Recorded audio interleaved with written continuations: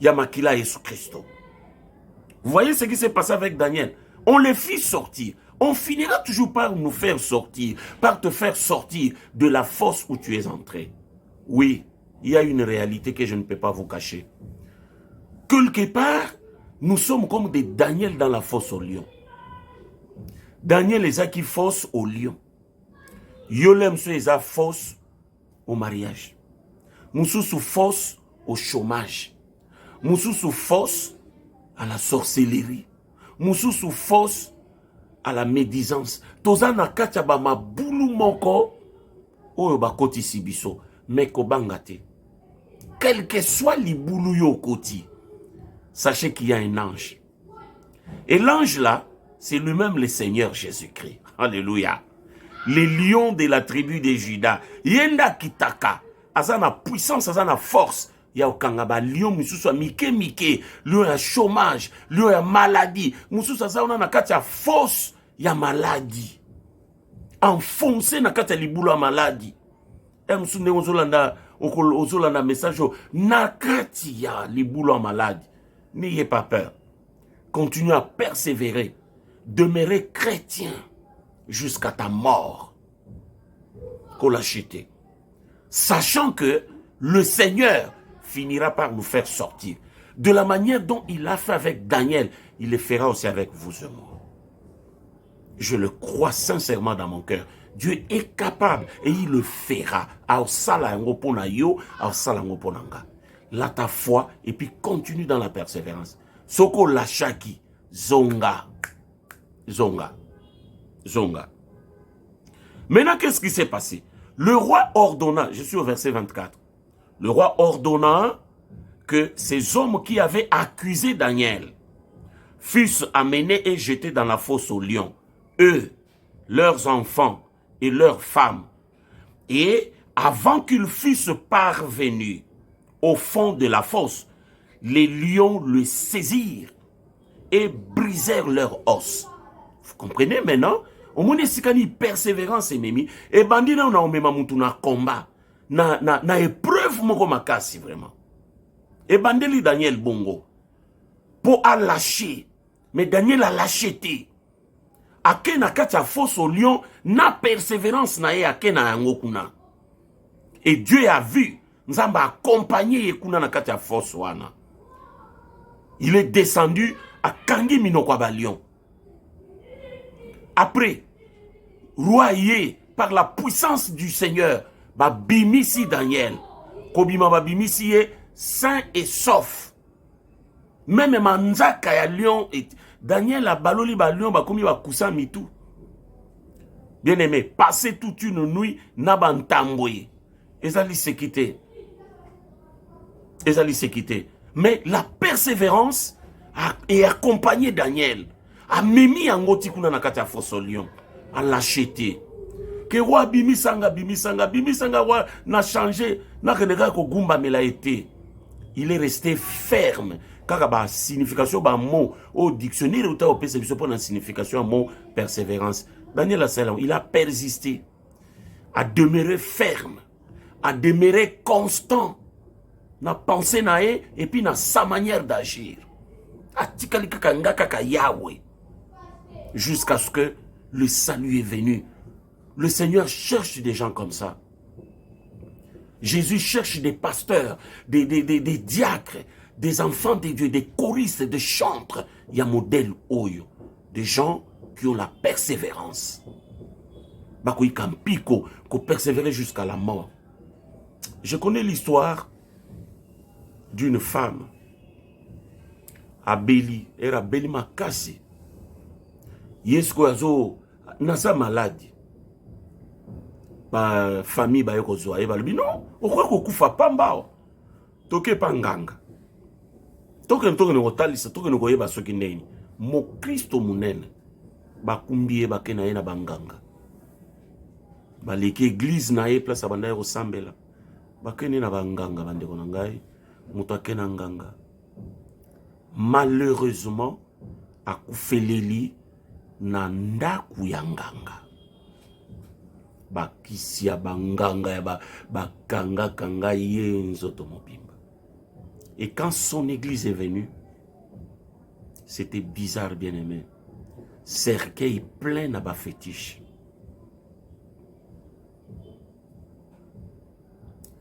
Bisote batutoye barake ake lola to ake lifelote ezakali kambo nzambe. Parce que mususu akoza ape bongo asengaki na yele msupe bolimbisi pa nzambe. C'est pourquoi to bengami pona ko juger te ke akei to aketete. Mais tala muninga nenga akufeleli. Malamu te a persévérer. Je connais encore l'histoire d'un pasteur akufi a umeli na makambo nzambe tongo moko bo esprit moko elie ya umela masanga. Ulia persévérer ake umela masanga. Komela meli obi masanga po umela kala milangata mi balele msomona epesi o drink moko bo déjà. Kozonga zo 400 nzela baloko tie na mutuka sur place abeta mutuna sa akufi. Baloko tie bembe baké na hôpital. Batali a commis déjà sa kufaki. Batali ba mikanda ba moni adresse bazo benga moi ça zo kitamba en hôpital baza ko annoncer que mobile na yo akufi. Moi si ne revenait pas. Docteur a tuni à l'obé maman. Comment on zoti kambal na yo azo kende kolangwa masanga na ba era boy vraiment. Moi ça beti mais ça l'obé non docteur. Mobile nanga za serviteur munene ensemble. Amela kati. Docteur a dit non. Azana quit, akufi na quit.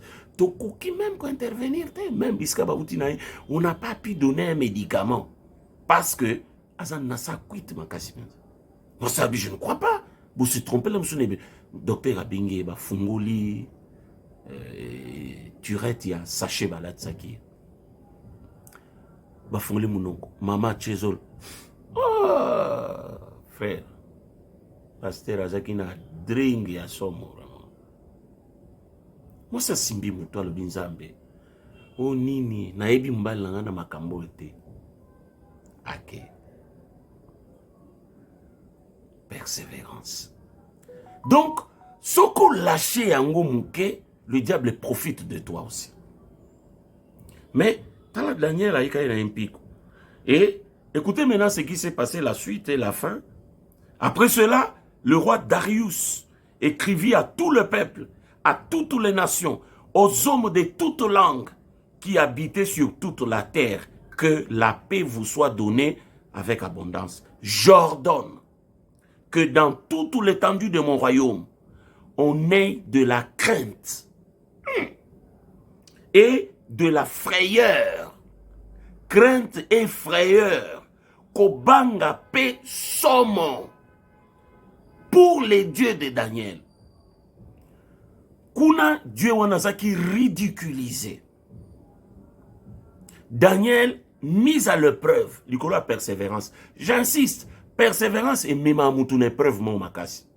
Mais ce qui vous continuez à vous persévérer et longa moko munen jusqu'à ce qu'il y a eu un autre décret et il faut condamner décret à liboso. Décret à mi balé memi batu nyon sou sikoyo. Ba osambela sou seloko ba balanga ba sambela wanate. Tout le monde crainte et frayeur devant les dieux d'un seul homme. Daniel. Oui. Car il est le Dieu vivant. Même le roi constaté. Neko. Pembeni na biso wana. Ba tutozo vana na bango ba ninga ba famille. Il faut vraiment nzamba permettre. Yo peut permettre bango ba constater que réellement wala kana nzambe. Sengeli batu ba constater.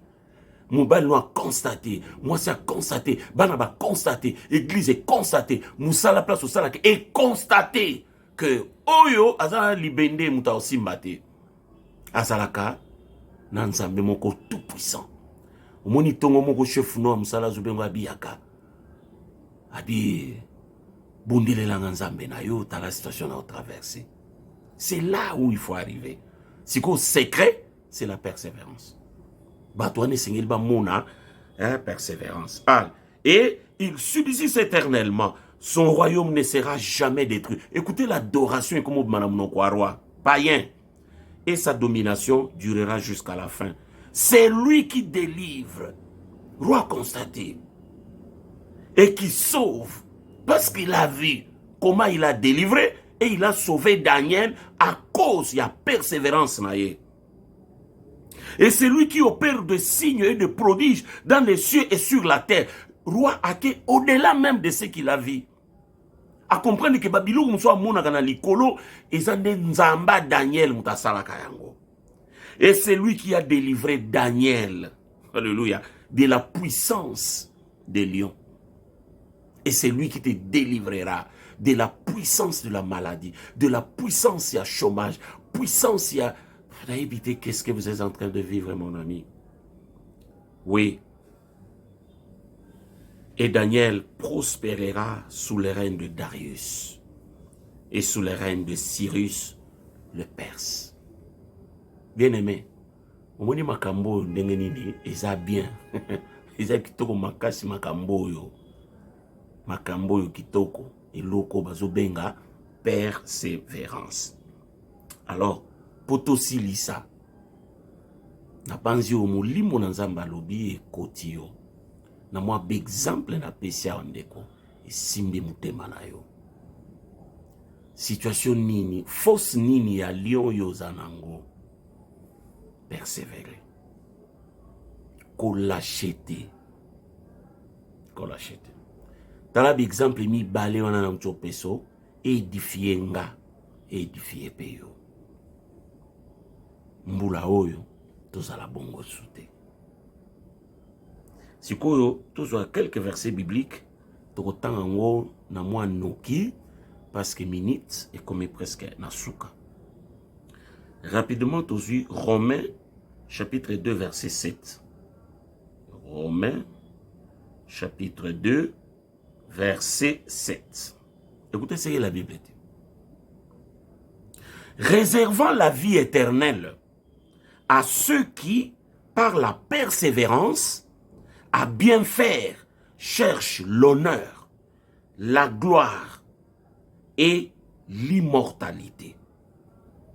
Ndeko, même vie éternelle, ba réserver yango pona mutu nyonso te. Ba réserver yango pona mutu oyo akosalela Nzambe, akosambela Nzambe avec persévérance. Persévérance na nini? Na koluka kosalaka malamu. Koluka lokumu, chercher l'honneur. Koluka nkembo ya Nzambe, koluka lokumu ya Nzambe, koluka nkembo ya Nzambe. Et puis koluka l'immortalité. Kozanga kokufa. Tokozwango pambate. Persévérance. Nzoka, ozalaki kosalela batu malamu. Mais okutani na mwa ba makambo moko likolo ba kosala bolamu ango e ba isayo. Ensuite décision lobi mutako mona sumo malamu nangate. Okutani na ya minene otolobaka na Kinshasa ya minene. Kosungo kutana ya minene. Okamata soki muto tshana musala abalukela. Okamata ndeko vana na ye abotoli soki mubali. Ya minene na minene na minene. Soko kebite et changer yo nature et longoli yo persévérance. Or, vie éternelle, ba opesa ngo pambate na muto ya ko persévérer na osala malamu. Yoza opesi mwa makabo lelo lobi okomi ko finga suba makabo ngo lisusu. Opesi soki dim lelo lobi okomi finga suba pasteur na ba dim ngo lisusu. Mais oza wapi? Tu n'es pas persévérant. Ozo tambula ndenge nini ndeko. Mwa sanzo yo komuno kumipesi na losambo ba mabonde li ba veye kokenda kokende tusa bangomba. Mars ekokuto wapi? Mars ekokuto tokomi na banda kokomi soki batali na TikTok nzembo nde ya mukili yo zo binango na TikTok na yo. Omoni loko yo kozanga persévérance. Okozwa victoire te. Wana verset liboso. Toke verset mbali. Romains wana kaka chapitre 5. Chapitre 5, verset 3. Romains 5, 3. Je lis au nom de Jésus. Bien plus, nous nous glorifions même des afflictions, sachant que l'affliction produit la persévérance. Verset 4. La persévérance produit la victoire dans l'épreuve. Et cette victoire produit maintenant l'espérance. Parce que les chaîne moko ya maloba. Oyeko sunga biso. Balobi boye. Bible zoka misanga. Ba mikakatano biso na yo tozo lela. Tozo boya. Mais na Bible la bazo se place yo. Apôtre Paul a dit, nous nous glorifions même des afflictions. Se glorifier parce que trouver que et l'eau quoi ba affliction wana ba mindondo ba mikakatano ba bololo et yaka ezaka nzamba zana raison loba tout concourt au bien de ceux qui aiment Dieu. Bilo kwana tinengezo comme la biso ezo ya yango mutu e boti sakabiso persévérance. Oko vana nengo vandi wana na kuyika mpiko na ko te. Kuyika mpiko eza lero zoli ba fufu wana te. Lero vandi wana makambo eza te na musala ozo kendo zo zonga bazo betelo maboko. Non. Kuyika mpiko eza lero ba makambo ye. Mindondo ye, bololo ye, neler lola ekangi maboko ezotala. Est-ce que vous persévérez toti? Combat et lié en église. Ou qu'on persévérer ou qu'on lâcher. Ce qu'on lâcher, vous avez une persévérance. C'est pourquoi persévérant affliction, mikakatano kobanga kobanga ngote. Ils ont un objectif moko boye caché. Ils ont un bonheur moko caché na sa babilo kwana be preuve mine wana so ezo komela yo. Et puis koyeba que elandaka degré ya foi ya mutu. Omoni yo ndenge osaka kondima makasi e bando komelo kaka bibendende ya mikakatano. Ya mekete elandaka pe degré ya foi ya bato. Mutu kondima muke, bilo mu pe ya mike betaye. Mais na niveau na yazo monde la ngope passe. Oh mon Dieu. Mais non, mikakatano ko bote lo persévérance. Persévérance, il y a on dit que ta victoire. On n'y est pas Daniel. Persévérance et mémile Daniel victoire. Il y a un épée et ko kumbela yo et ko kumbela nga victoire na ba situation autre za ko traverser ndeko. Et enfin, victoire wana, il y a on est au memelo espérance elika. Et comme ça li kamboye, on dit non. O banga te o lenga te le bino. Nzambe tala neti épreuve Daniel autaki abimina asala nui mobima na libula ba lion. Bale ete na tomba yeko bimisa ye. Yebisanga mikakatano nini ko komela Daniel alenga. Mikakatano nini? Yebisanga mikakatano nini oyo ko ya elengisa Daniel. Il a vu la main de Dieu.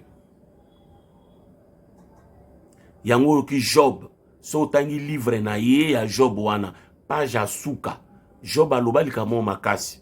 Alobi liboso na banda o yoka yo nzambe na sango. Mais sikoyo eza erne. Sima ya be preuve nyonso na moni na ndenge na moni victoire. Alobi siko na moni yo na miso. A changer manière aux alana nzambe. Be preuve et changer sa kabiso manière aux alana nzambe. C'est pourquoi nous avons encouragé Ondeko. Traverser beaucoup, traverser. Mais demeurer ferme dans Zambé. Demeurer ferme. Bien, on a Toyo Kikuna. Toki verset, avant-dernier verset, parce que tout ce que ça peut tant vraiment est coquille. Romains 15, verset 5. Dans Romains, on a ba lobeli biloko mingi penza. Romains 15, je suis au verset 5. Je lis au nom de Jésus. Amen. Que le Dieu de la persévérance, de la consolation, vous donne d'avoir le même sentiment les uns envers les autres selon Jésus-Christ. Curieusement, Toyoka Nzambe na bakombo, Yahweh na Bibélé, le Dieu des armées, le tout-puissant, le créateur des cieux. Toyoke na bakombo l'Ancien Testament, Yahweh. Lelo to bakisi bakombo kili bandeko na ngai. Mais ami bengi Nzambe a persévérance. C'est-à-dire que sakana ni loba benga persévérance. Parce que Nzambe a mis bengi ti yango, les dieux de la persévérance, ba bengi e bongo. Parmi les noms, bakisa les dieux, il y a persévérance. Donc persévérance, et dans la litoma makasi, ko ikampiko, ko lâcher, ils ont faire perdre biso makambo ebele. C'est pourquoi ce qu'on lâchaki, la mouka. Télément. Aller de l'avant. Bien aimé, naoki katinanga kena suka ao. Pena suki. Mais naibite ndeko. Ozwi nini na mamunyoso na lobi. Muli mona Nzambe lobi katinanga pona yo. Ozwi nini ndeko. 2025 banda ekuluka yango yokoti. Okota ngo kaka na mai wana ya 2024. Lamuka zwa makasi. Allons de l'avant. Nakosukisa koyebiso na sepela makasi na soda moko. Moko mususu to telemi côté na biso soda moko zo na vélo. Bien aimé, curieusement vélo azaki na sac au dos ya ba soda wana kit back. Achaka ngo likolo ya guidon ya vélo. Nzoka ba singa nango ekiti koti na rayon ya vélo. Et sali frein na pina liboso. Bandeko soda beta shit moko somo. Bao bazaka bakota pompage bayebi aveni mama emo ndenge ni eloko wana ezaka. Kota nombe wana na libanda wana nde eloko wana esalamaka wana. Ale kubu soda na se po. Batu nyonso ka ndenge batu basekaka wana parce que za balabala katikati bandaku pembeni bandaku. Bien aimé, ngape ekutaka nga wana na nanu mwana. Tulingi tuba na koseka tumona soda kiti. Iluka liboso atelemi ye moko. Abaloli misu na ndenga busoda. Au tala nzinga na ye nanya za kongwenya. Ndeko tozongisa bilongi normal mutu na mutu. Okamataki déjà position ya koseka yo moko zongisi position normale. Soda total nanya kongwenya. Au tala asa kotala. Biso nyonso nye atelemi alokoti kitback na ye sakodo na ye apupuli tenu na ye azui pine ya vélo ya liboso jante finanaki atiango na makolo na nya tiango ezui mwa forme ko baluka ndeko amati kaka likolo ya vélo ango azui sakodo na ye atie na mokongo ye wana abando kende era kurbe ya limwe nde awa tuye kufungola bakoseka. Omoni ndakisa ya tato abambani na se mais a persévérer. Akendaki na ye. Mais ezate ndeko o biso na yo tozosala. Obambani libela. Balembisi yo nzoto libela. Nzamba osepela na biso te tokozwa victoire te. Nasukisi wana nayebi te force yo lion na yo eza ya nini. Awa ba musu bazana ba force ya maladie, force ya mikumba, force ya mikakatano. Tobondela Nzambe asungo. Kamata maboko tia likolo motema naza na courte prière mona ina sala pona yo afin que Seigneur asunga yo. Sois persévérance. Seigneur, nalaksi bato vérité na yo. O balandinga, o pe baolandanga, kolosala. Vérité où ils enseignaient et qui n'est tout droit na mutema mwana mwasi moko mwana mbali moko mama moko papa moko mokonzi moko mumbu moko. Afin que Seigneur, moulo tokoti persévérance ezala. visiter mutuna mutuna kati ya force à causal. Daniel azaki na force au lion. Mais n'habite ndeko na ngaza na genre ni a force. Visiter pour ta gloire. Naza na confiance et pas na yo. Attends que Nzambe a Daniel. Lelo Nzambe na biso to bengi yo Jésus-Christ de Nazareth. Telema na bokasi na ona nguya molimo. Ya maladi bikisa. Ya mikakatano bimisa.